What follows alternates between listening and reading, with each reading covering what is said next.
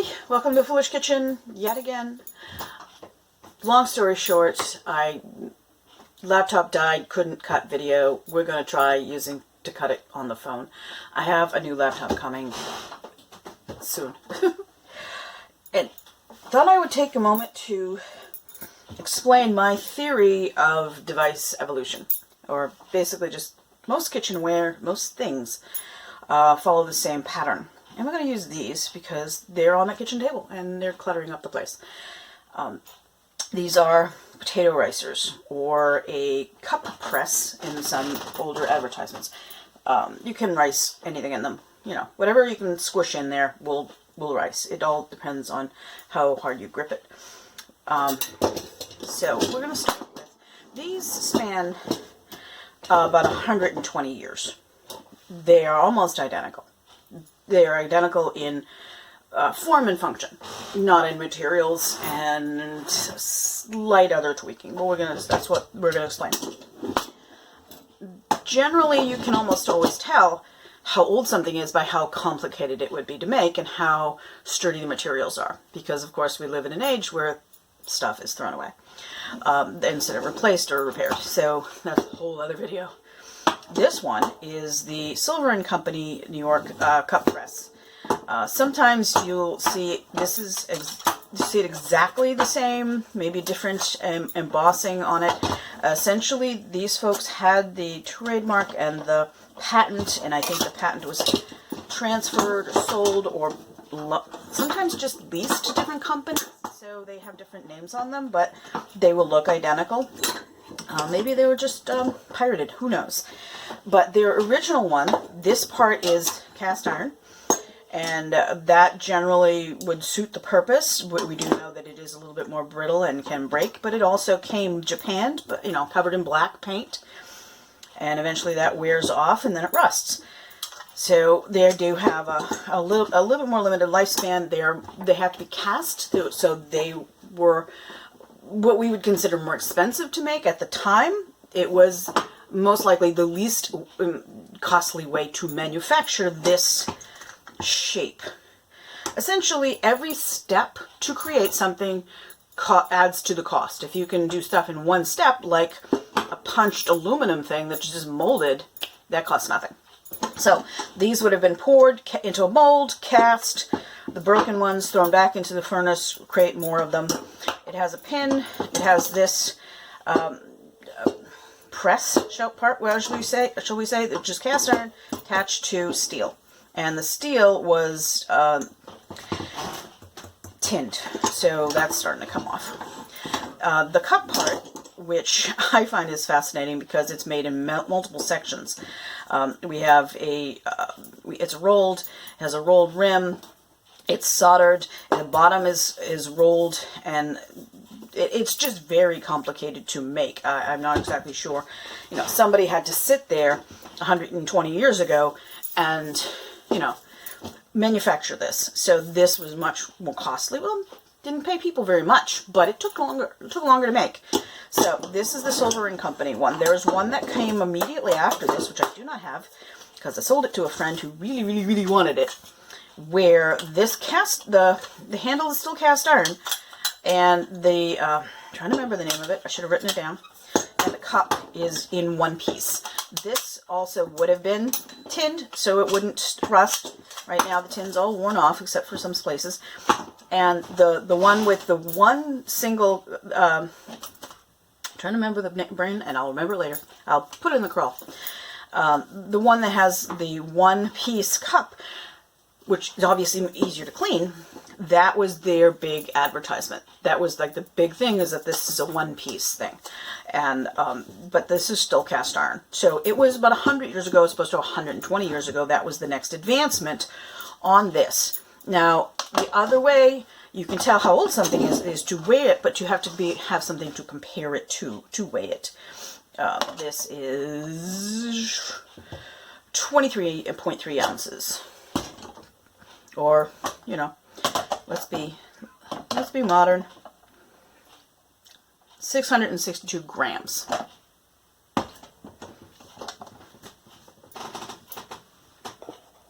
Otherwise, you would have just cranked to the whole thing.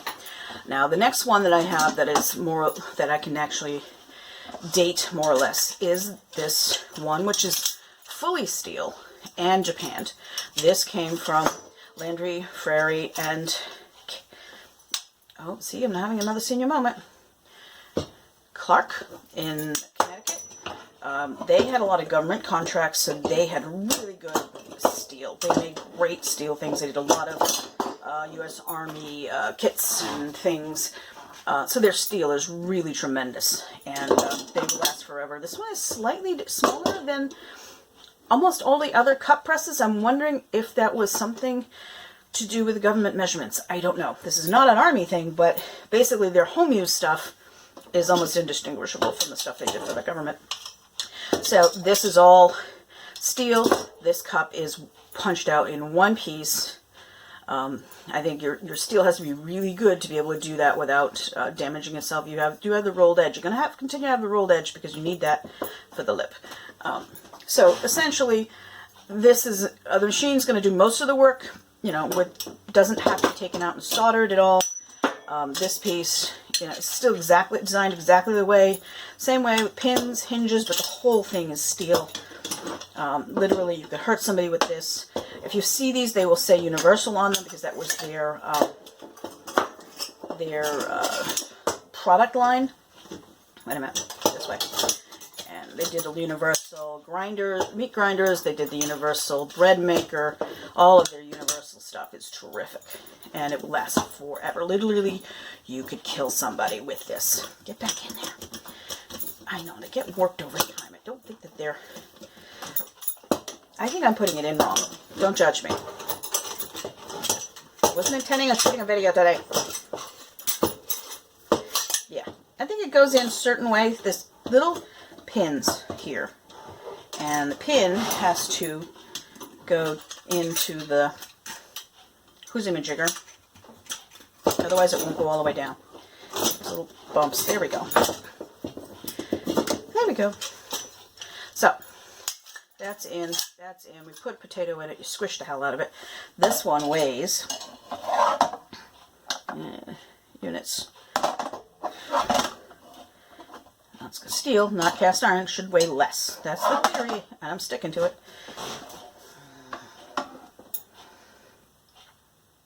It's 21 ounces. This one was, do you remember? 30 something? 23.3, that's down to 21. No, it doesn't weigh a lot less, but it is a heavier gauge steel, so it will. And units, grams. My other one. 610. All right, so that one's less. Now after that, this one is A&J, which eventually became part of the Echo group. Echo bought A&J and changed all of the names over to them. Same thing. We have a steel cup. It doesn't weigh much at all. The steel is thinner. It is good enough to squish potatoes. I mean, you don't have to kill anybody with this. I mean, it would take you a lot longer to kill somebody with this. The ring is wider, so it's a lighter gauge, so they made it wider. The device is exactly the same. It is japanned in red. I don't know. I mean, I think red and green were the big home colors for many, many decades. Now this one, 500 grams and 17.7 ounces. So that's less, and it will do the same job. I mean, even the cup is a little bit bigger. So this one, like I said, is more muscular. This one is more for home use. I don't have another one that I want to keep in the house. This was the standard for decades, and that's why they're not dated. It's really hard to date them. But this is definitely the A&J model. They all look the same. The problem is the design. That's not a problem. The design did not change for decades, and that was the standard in America. Post World War II, we had advancements in metallurgy. All of a sudden, the metallurgy is like, oh, we know how to make great steel thinner. So all of a sudden, all the homeowner stuff get all remade into the same steel. And that was the same, because as long as the company kept selling units, they didn't have a reason to change their design, because it's like, no, don't change the design, people won't buy it, it won't work. We wanted utilitarian things that lasted, people depended on them. I mean, it would take a lot to destroy these. You literally have to let them rust to death. You can, if you want to, use some a spray booth, sand these, just get all the metalwork paint off, repaint it, whatever you want. This is still good. You know, I think the biggest problem with these things is they're awkward. They don't really hang up very well. To hang them from a pot rack, I have to kind of put something in there, but that's where mine lives. If I have to reach for one, I reach for this one. But like I said, for 20 or 30, longer than that, say from post-war, this is the World War II era, but as soon as like the war ended, they didn't have to, you know, the steel got thinner. We produced more of them, you know, millions of these up until, I'd say, the early 70s is my rule of thumb. These were indistinguishable. They may have tweaked it, they may have changed the metallurgy, the design, but essentially this was the way it was for decades. Everybody's going to look at this and say, oh, my mom had one of those. If you looked at one of these and said, your mom had one of these, she got it from her grandma. Now, the next one I have after that is brand new. This is brand new. Literally still had the sticker that said made in China. I could walk into a store that had these, which most stores do not. I definitely see the restaurant supply. Almost order it from Amazon. Oh, look, there's a little rust in there. This is made in China. This is brandy new. And look at that. Look at that. It is indistinguishable. Still has the bands. Everything is same. Whole thing does the same job. You've got to really be careful because, like I said, it already has rust in it, and I haven't even used this. This is just atmospheric moisture that's doing that. But this comes apart for cleaning. You probably put it through the dishwasher. I think eventually these will rust out if you put it through the dishwasher. I'm going to go for ounces first. 16 ounces. Well, 16 and a smidge. So, a 16-ounce item. This is half the weight that it was originally, and half the weight that it was pre-World War II. Let's get some grams in there. 464 grams. So my rule of thumb is the lighter something is, the more recent it is, and the older and less complicated it is to make. I mean, obviously the machine's punching this one out as one piece, this is one piece. Somebody has to feed it back through to put these pins in, but essentially these are all punched. These are all sharp, you know, they're sharpish edges basically. It's just, you know, it's fine for what it is, but you're not passing that down to anybody. And when it starts to rust, there's really no way to back up from that. You can't, you know, you just have to keep scrubbing the rust off of it. Yeah, I know, I don't like the new ones, but that's just me. It also, because of its thinness, this will warp and bend. This, not so much. You're not going to get that to bend easily. But literally, if you try to push, I know I've done this many years ago. If you put a fresh potato in there and try to mash it, this is not going to enjoy that. I also don't have this grip strength anymore. You can do a raw potato in this, I'm sure of it. So that's my rule of thumb about that. The reason, my philosophy about the reason it is like I said, we developed, as metallurgy developed in America, we said, oh, this we've got steel now, which will do the work of the cast iron. So let's do all of this stuff in steel.